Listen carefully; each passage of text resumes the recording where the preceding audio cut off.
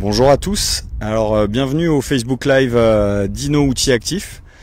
Donc j'espère que vous m'entendez. On est dans les champs, des champs de salade comme vous pouvez voir. On va attendre un petit peu quelques minutes que du monde nous rejoigne. Déjà dans un premier temps, je tenais à remercier les équipes de Neo Technologies qui sont là. Et qu'on puisse faire cette démonstration en plein champ. Donc notamment Cédric Aubineau qui opère la machine qui est en surveillance. Axel Bannon et qui nous accompagne aussi, et Barbara Gourdon qui est là pour toute la réalisation de cet événement. Donc le but aujourd'hui, c'est de vous présenter Dino, donc que vous connaissez déjà, qui est un robot maraîcher pour tout ce qui est culture, notamment culture en planche et en l'occurrence ici de la salade, avec l'intégration d'un nouvel outil qui est un outil actif qui permet au robot de désherber entre les plants sur la ligne de salade et qui est un enjeu majeur aujourd'hui pour les agriculteurs. Donc juste un petit rappel avant d'aller voir la machine, le temps aussi que les gens se connectent, j'espère que vous êtes quelques-uns à commencer à arriver. Donc là en fait on va vous présenter une machine qui tourne, qui est vraiment un robot d'expérimentation. Chez un de nos clients, donc un agriculteur. On est ici à Saint-Martin-de-Sanzé sur les terres de Nicolas Fouché, donc la SEA Fouché, donc qui est un agriculteur qui fait sur quelques centaines d'hectares de la céréale mais aussi du légume, comme vous pouvez voir. Là on est sur une parcelle où vous avez majoritairement de la salade, diverses variétés de salade. Donc, comme vous pouvez le voir, on est sur un système en planche, des planches de 180 d'anthrax avec 4 ans de salade, des laitues notamment. Et donc il livre aussi, il travaille sur la coopérative La Rosée des Champs qui est à Douai-la-Fontaine. Donc voilà, ils sont plusieurs à produire du légume sur le secteur. Et donc nous, on est très contents de pouvoir faire nos essais et travailler avec lui, notamment sur les problématiques de désherbage. Ça fait maintenant 4 ans depuis 2018, qu'on expérimente et qu'on fait des essais dans ces parcelles, à la fois sur de la fertilisation intégrée au Dino, mais aussi depuis cette année sur l'outil actif. Alors Cédric va lancer la machine et vous allez me rejoindre pour voir le Dino en action. Alors petit rappel, on fait la discussion en français, on aura un temps de questions. N'hésitez pas à poser des questions sur le chat du Facebook Live, et si vous souhaitez que, notamment pour nos amis étrangers, que je réponde en anglais, il n'y aura pas de problème. If there is some people English speaking, take the time at the end of the Facebook Live to write your question in the under the video, and I will try to answer it in English. We continue in French. Donc merci à tous de nous avoir rejoints. Donc là, comme vous pouvez voir, vous avez une planche qui n'a pas encore été binée. Donc vous voyez bien que vous avez ici la terre qui est encore dure, qui n'a pas été travaillée. Vous avez quelques adventices qui commencent à se développer, et c'est vraiment le bon moment pour aller les désherber. Donc là, on a encore quelques parcelles à faire. Pour info, sur ce secteur-là, hier, nous avons travaillé 12 planches de 400 mètres. Donc c'est à peu près 1 hectare en 3 heures de temps. Donc ce qui nous a permis de désherber 7 hectares avec un débit de chantier de à peu près un tiers d'hectare heure. Et donc vous avez ici une planche qui vient d'être désherbée. Donc Cédric va nous lancer la machine d'ici quelques instants. Donc là on voit bien le travail, Vous avez bien le travail qui est ici entre les rangs, mais aussi ici entre les plants. Et c'est un des enjeux majeurs de pouvoir désherber entre les plants. Donc là vous entendez peut-être un petit son caractéristique. Donc on va se rapprocher, rejoindre Cédric qui est l'opérateur, je dirais le superviseur du Dino. Donc pour rappel, Dino historiquement c'est une plateforme de désherbage mécanique qui est faite pour les planches de légumes. Donc il a été conçu pour enjamber une planche, et avec des outils on vient travailler entre les lignes. Donc aujourd'hui on a une 50aine de machines en opération en Europe et en Amérique du Nord. Et l'enjeu c'était cette année de commencer à aller chercher de la précision en travaillant sur le rang. Donc travailler sur le rang, ça veut dire intégrer un outil actif. Et pour cela, on s'est associé avec des partenaires, en l'occurrence une entreprise anglaise qui s'appelle Tillett & Ag, qui nous a fourni un logiciel de reconnaissance par caméra. Donc vous allez voir quand on arrêtera le Dino suite à son travail, on a à la fois des socs qui viennent désherber entre les lignes, et on a à l'avant un outil actif rotatif qui détecte chaque pied de salade et qui vient désherber autour des salades. Donc ça c'est extrêmement important et c'est ce qui nous permet aujourd'hui d'avoir une couverture à 99% de désherbage sur la planche. Donc comme vous pouvez voir hein, le dino, donc là vous avez une vue arrière du dino, donc vous voyez les socs qui sont entre chaque ligne avec des petits parallélogrammes. Vous avez une petite roue crantelée qui est ce qu'on appelle un odomètre qui compte les pas. Et vous avez, alors c'est une machine qui nous sert pour mettre différents prototypes, hein, notamment par exemple des fertiliseurs d'engrais. Vous avez différentes choses dont on s'attardera tout à l'heure lors d'un arrêt de la machine. Donc vous avez aussi Cédric qui est là. Donc pour des raisons de sécurité, aujourd'hui on est sur des machines qui peuvent aller à plus de 3 km/h. Nous sommes dans le devoir d'avoir un opérateur qui a un contrôle visuel sur le travail de la machine, et nous sommes en train de travailler sur cet aspect-là pour éloigner l'opérateur et justement avoir une vraie autonomie. Si on se concentre sur la qualité du désherbage, donc là vous avez un enchaînement en fait de tâches, comme vous pouvez voir, c'est un outil où vous avez en avant un outil actif. Donc Barbara va vous montrer en passant devant la machine les rotors qui viennent travailler tout autour de la salade, hein, qui sont des systèmes que vous connaissez, hein, qui sont déjà utilisés dans plusieurs systèmes légumiers. Et ensuite, avec des roues de terrage, on va retrouver chaque parallélogramme qui vient se terrer et travailler entre les lignes. Donc là, point important, c'est qu'on est sur du désherbage mécanique. On a une précision qui est très importante. Donc c'est notre premier prototype hein, qu'on teste depuis maintenant 3 mois. Cédric, sur le secteur, est-ce que tu peux nous dire depuis le début de la saison combien d'hectares tu as fait avec le Dino? Oui, bonjour Mathias, bonjour à tous. Donc avec Dino, là, on a fait depuis le début, depuis les premiers tests, on a environ 10 hectares. Donc de travailler avec cet outil actif. D'accord. Donc une dizaine d'hectares, ça commence à être significatif. Hein. Bon, on a un seul prototype dans ce genre-là. Si on met ça en regard de la flotte de Dino, aujourd'hui depuis 2 saisons, on utilise le même système de guidage que vous avez ici pour travailler entre les lignes.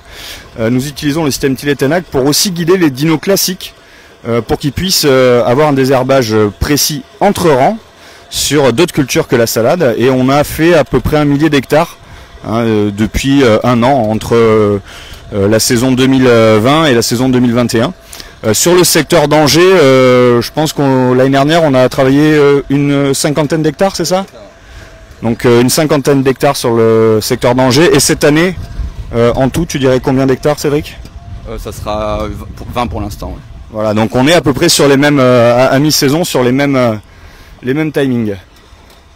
Est-ce que juste Cédric, tu peux nous expliquer techniquement comment ça marche? Donc on voit que devant il y a un mât avec une caméra. Il y a derrière un petit pad, on le verra plus précisément, mais juste nous donner l'utilisation globale du Dino avec cet outil actif.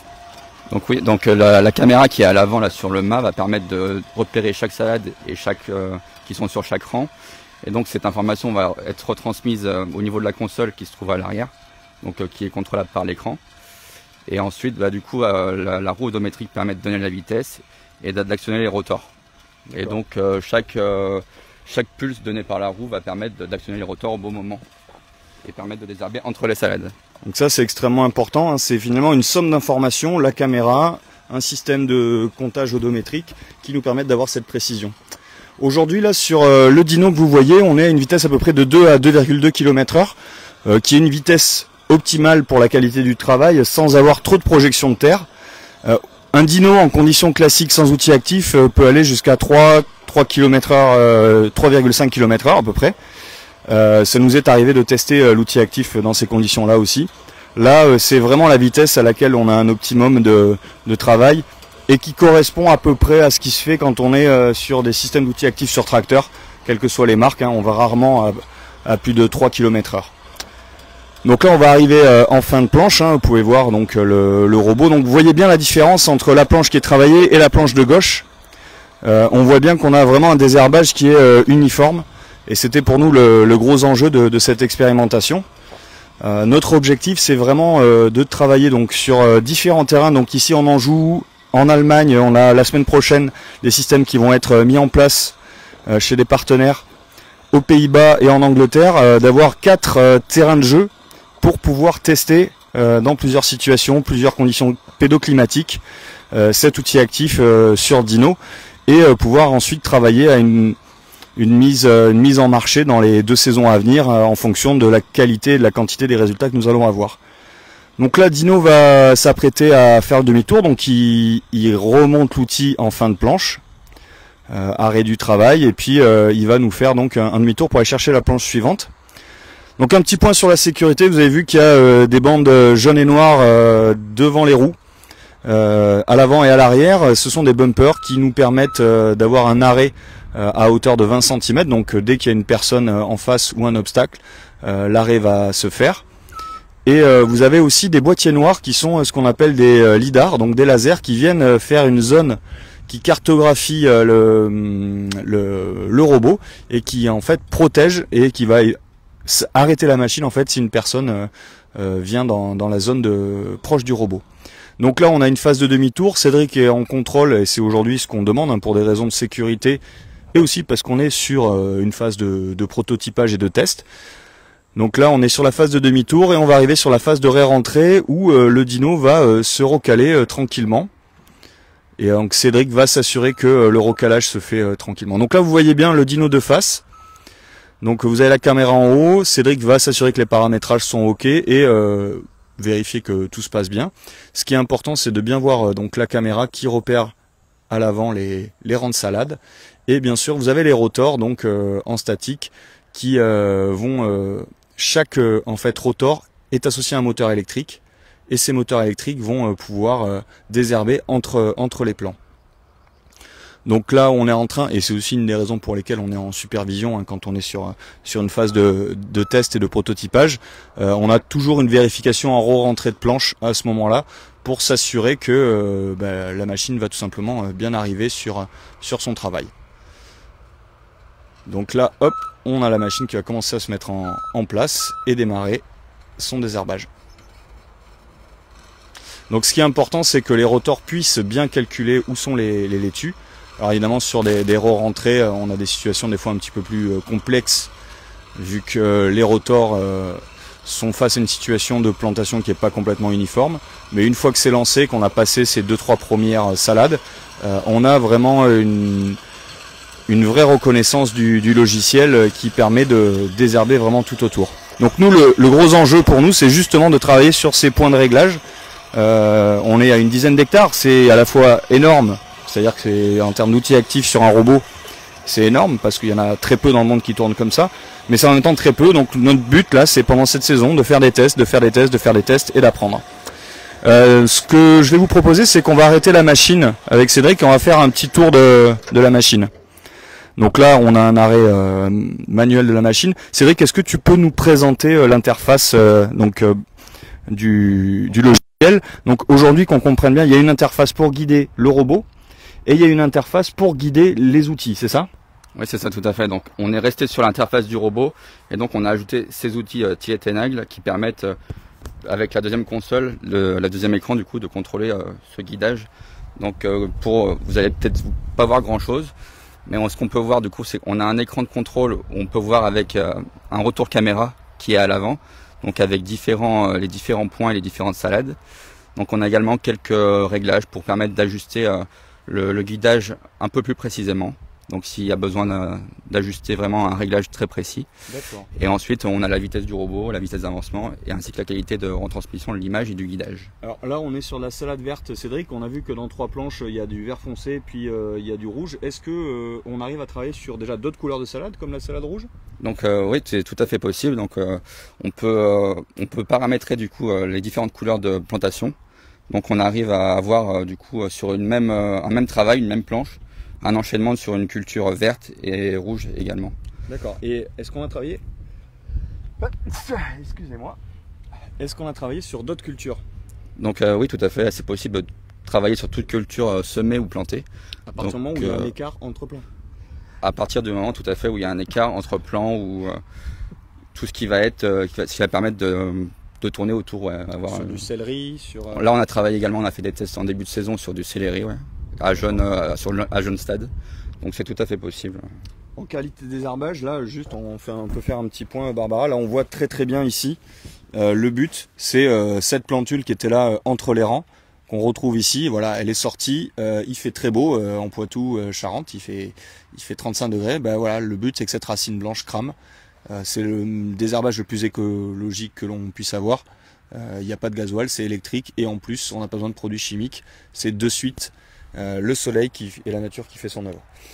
Je te remercie Cédric. Est-ce qu'il y a d'autres choses qu'il faut vraiment mettre en avant sur le fonctionnement de ce dino qui sont spécifiques en dehors de ce que tu viens de nous dire?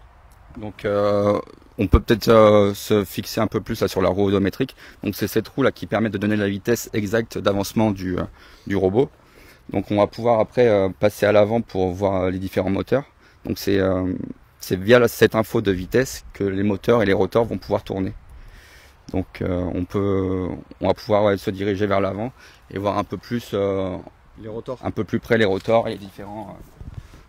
D'accord. Et ce qui est intéressant, c'est que là, on est vraiment sur une coopération européenne, un robot français, un système de guidage de l'outil anglais et des outils néerlandais.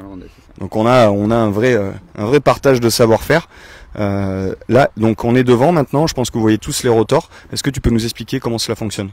Donc ce que vous pouvez voir là, on est sur une culture en 4 rangs. Donc on a quatre moteurs qui vont pouvoir actionner les outils qui sont en forme de demi-lune. Donc ces outils-là peuvent être adaptés en fonction des cultures. Donc on va avoir différentes tailles qui sont disponibles. Donc ces outils-là, ces moteurs sont montés sur les éléments HAC qui viennent des Pays-Bas du coup, avec également les petits éléments qui sont à l'arrière du robot qui vont permettre de travailler l'inter-rang. Donc comme ça on a vraiment un travail uniforme sur toute la planche. Et donc ce qui est important de rajouter, c'est que on a combiné une plateforme autonome, en l'occurrence Dino électrique, avec des outils électriques aussi. Le but c'est d'avoir une machine 100% électrique. En débit de chantier, on en a parlé au tout début, on est à peu près sur 1 hectare en 3 heures. Forcément ça impacte l'autonomie. Un dino sans cet outil actif, on est plutôt sur 8-10 heures de travail. Là sur les essais que tu as pu mener, on a une autonomie qui est de l'ordre d'une demi-journée. Donc là sur les temps de travail les plus longs, sur les essais les plus longs, on a pu monter à environ 6 heures de travail, donc en sachant que on avance un peu moins vite et que les moteurs sont alimentés également par les mêmes batteries que le robot. Donc ce qui est intéressant, c'est qu'on ne divise pas par deux. Donc on pourrait, en rajoutant peut-être quelques batteries, être sur une autonomie qui serait satisfaisante. On a globalement à peu près tout vu sur la machine. On n'a pas abordé le guidage global, mais vous pouvez le voir, vous avez une antenne de guidage RTK. Donc en fait, comment ça se passe, c'est que lors de la plantation, la cartographie est faite par l'agriculteur. C'est ça, Cédric, tu peux nous expliquer le process global Dino plus que outil actif? Donc c'est ça, ouais, tout à fait. Donc le client ici l'a fait effectuer les plantations avec un guidage du coup RTK sur sa planteuse. Donc et on rajoute également notre balise sur la planteuse qui permet d'enregistrer le tracé de la plantation. Du coup comme ça on a vraiment un guidage du robot ultra précis sur la planche. Et après nous on vient ajuster cela avec le guidage caméra qui est disponible sur le robot. Ok, eh ben on va pouvoir relancer le robot et puis c'est aussi le temps des questions. Je pense qu'on a à peu près fait le tour. Vous connaissiez pour la plupart Dino. Maintenant on voulait vous montrer la combinaison. N'hésitez pas si vous avez des questions, si des personnes de pays étrangers souhaitent aussi avoir quelques informations en anglais. Voilà, on va avoir et donc vous pouvez voir que là on vient de relancer la machine, on n'est pas dans des situations classiques. On va finir parce qu'on a un peu de chantier, on va finir la parcelle, en tout cas la planche, et d'ici demain, d'ici la fin de semaine, la parcelle sera finie. C'est ça, Cédric, vous avez prévu de finir la parcelle cette semaine? Oui, c'est ça, ouais, ça. En fait, toutes les semaines, on vient biner les plantations qui ont été effectuées 2 semaines auparavant. Donc ça permet de terminer le binage de la semaine 27, du coup durant la semaine là. Alors comme vous avez peut-être pu le voir, hein, notamment là dans une situation de redémarrage, ça arrive de faire sauter une salade. C'est des choses qu'on mesure et qu'on compte. Aujourd'hui, tu estimes à combien là sur les 10 hectares le pourcentage de salades qui sont détruites dans le cadre de nos essais et de nos réglages? Donc ça va être vraiment inférieur, c'est assez minime, ça va être vraiment inférieur à 1%. Donc ça va être surtout en redémarrage quand on intervient sur la machine, ou alors en tout début de travail, en tout début de journée. Notamment quand on a des plantations qui sont un petit peu courbes en début de planche. Donc voilà, vous avez la majorité des infos, donc n'hésitez pas, je ne sais pas si vous avez des questions sur le chat, c'est le moment, ou si vous voulez des informations en anglais. Petit point donc juste de synthèse, c'est le premier prototype avec cet outil actif et c'est important pour nous de le présenter en direct. Pour montrer que c'est une réalité aujourd'hui, un robot qui a un outil actif et qui travaille entre plans. Dino aujourd'hui c'est aussi une réalité, c'est-à-dire qu'on a une 50aine de machines en service en Europe et en Amérique du Nord. On est sur cette année, donc sur la saison 2020, un peu plus de 500 hectares de binets. Et la saison 2021, on est déjà à plus de 500 hectares. Donc ce que je vous disais en introduction, 1 millier d'hectares binets avec nos différentes machines. On a des machines aujourd'hui qui travaillent une trentaine d'hectares par mois, notamment sur certaines parcelles, des parcelles un peu plus grandes que celle-ci aux États-Unis. Donc voilà, si vous avez des questions, n'hésitez pas, on est là pour vous répondre. Vous avez Cédric qui m'accompagne et qui est vraiment notre expert technique du fonctionnement de la machine. Et c'est le moment aussi de prendre le temps d'échanger là-dessus.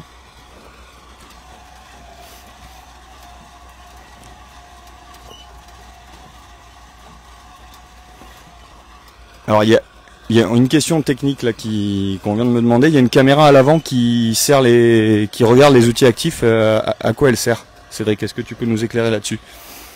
Oui, donc cette caméra elle permet en fait, on teste également un prototype de fertilisation. Donc c'est la caméra qui est disponible avec ce prototype. Donc ça nous rajoute une deuxième console à l'arrière. Donc c'est une caméra en fait qu'on utilise également pour vérifier le travail à l'avant. Comme ça on a un retour caméra à l'arrière. Donc en fait l'idée c'est d'avoir une caméra qui guide les outils et puis une caméra qui contrôle que le travail se passe bien, c'est ça? Voilà.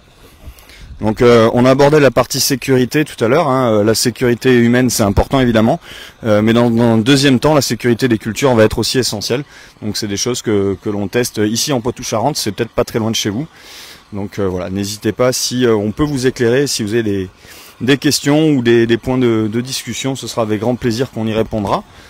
Si toutefois vous avez eu toutes les infos qu'il vous fallait. Il est 18h23, donc on se laisse encore quelques minutes, mais à 18h30 on en restera là et puis on vous remerciera à tous d'être venus et d'avoir assisté à ce Facebook Live. Pour info, il sera traduit, il va être rediffusé aussi, donc n'hésitez pas à le partager à vos équipes, aux personnes qui peuvent être intéressées. Voilà, c'est quand même une innovation importante dans le monde de la robotique, mais aussi dans notre entreprise, de pouvoir montrer cette combinaison de deux technologies qui s'associent et qui font un super résultat en termes de qualité de binage. Je pense que vous pouvez le voir hein, avec le suivi caméra de Barbara.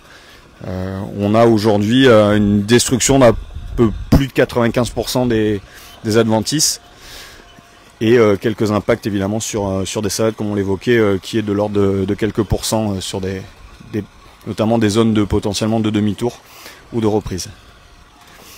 Donc voilà, on est en train nous de travailler à l'intégration pour l'année prochaine. Hein. Le but c'est d'accumuler des hectares dans des conditions pédoclimatiques différentes du test. Et c'est ce qui va nous amener demain à une intégration future de ce type d'outils sur des plateformes comme Dino et pourquoi pas d'autres plateformes. Hein. Le champ des possibles est assez large.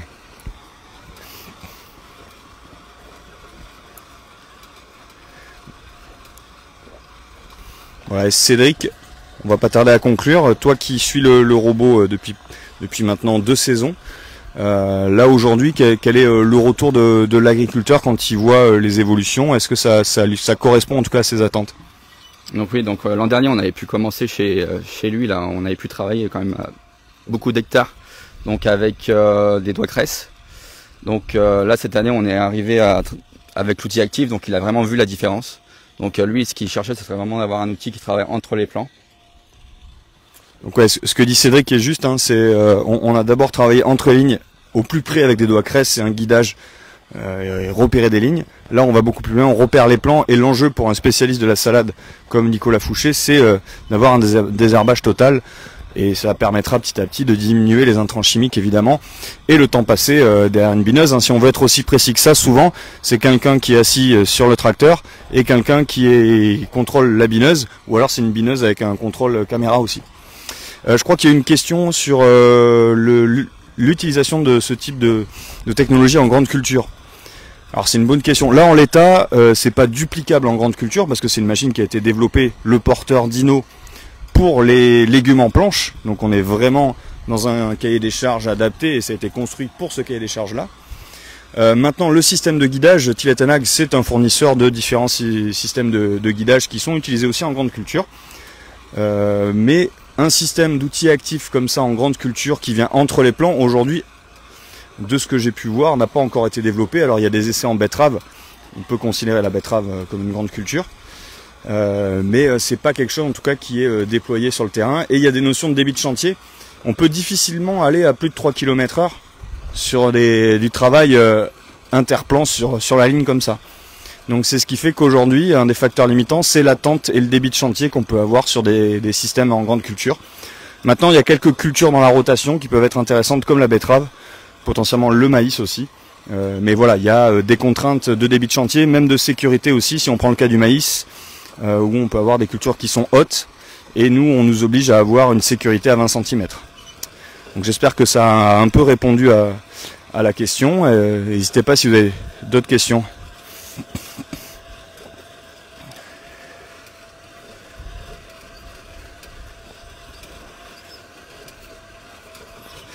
Alors une question sur la roue odométrique aussi, qui est une bonne question, hein. Pourquoi utiliser la roue odométrique pour compter les pas et pas directement les roues du robot? Parce que les roues du robot peuvent patiner, peuvent glisser. On peut avoir ces phénomènes-là, notamment parce qu'on est sur des terres légères, hein, on est sur des terres maraîchères. Donc c'est plus précis sur les différents essais qu'on a menés grâce à cette roue odométrique, qui est un vrai comptage de la zone de travail et pas de ce que fait la plateforme. Donc j'espère que ça répond à votre question. Petit point juste, consommation électrique et temps de chargement. Aujourd'hui on est à peu près sur une autonomie de 6 heures quand on est avec l'outil actif dans ce prototype là, et 8-10 heures sans outil actif, et un temps de charge à peu près équivalent. Bon, l'idée c'est d'aller chercher la journée de travail et d'avoir un fonctionnement en binôme. Aujourd'hui on a un opérateur comme vous le voyez avec Cédric, pour des raisons purement légales, hein, de contrôle, mais on est en train de travailler pour éloigner cet opérateur, et demain l'enjeu c'est l'automatisation de la tâche et l'autonomie. Et par autonomie, c'est l'autonomie de la mission, mais c'est aussi l'autonomie avec l'éloignement et le gain de temps pour l'opérateur qui doit avoir du temps pour d'autres choses. Et d'autres choses, ça peut être travailler, récolter, mais aussi passer du temps avec sa famille bien évidemment. Donc voilà, vous avez à peu près vu l'ensemble des capacités de Dino. C'est un sujet qu'on va continuer à travailler cette année évidemment sur plusieurs cahiers des charges, d'autres cultures. On a des terrains de jeu qui sont hyper intéressants ici en France mais aussi à l'étranger. Et le but c'est de petit à petit améliorer, robustifier, fiabiliser pour avoir une machine qui va pouvoir se déployer commercialement dans les années à venir et dans un avenir assez proche. Les deux enjeux majeurs sont l'intégration et la robustification des deux parties, c'est-à-dire à la fois le guidage outil et la plateforme, mais aussi la sécurité qui va éloigner l'opérateur, parce qu'évidemment la rentabilité passera par un éloignement de l'opérateur. Voilà, je vous laisse un dernier temps pour quelques questions, si c'est le cas, et sinon on va pas tarder à couper. On va laisser Dino faire son dernier demi-tour. Je crois que c'est sa dernière planche de la journée.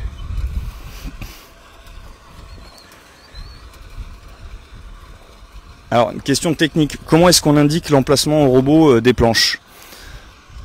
Donc là, c'est une question en fait qui est liée à la cartographie.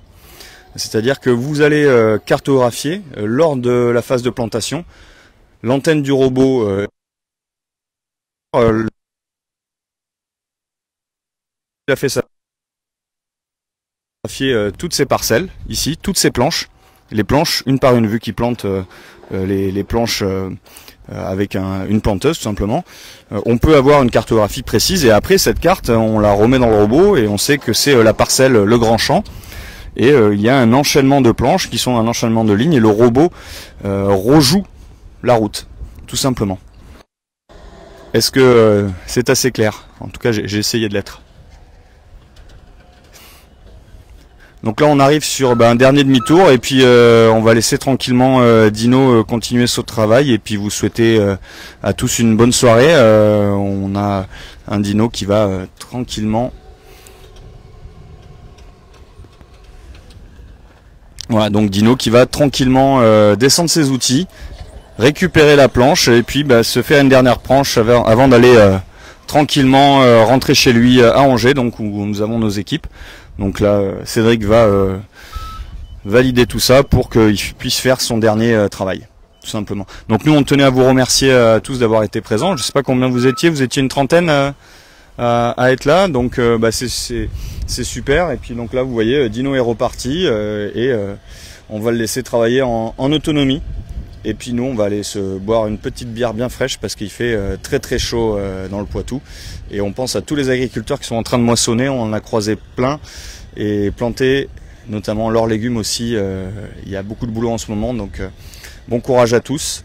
S'il y a des questions en anglais, c'est le moment. If you need more information, feel free to ask and write some question. I will take the time to answer it in English. Et s'il n'y en a pas, je vous souhaite à tous une bonne soirée. À très bientôt.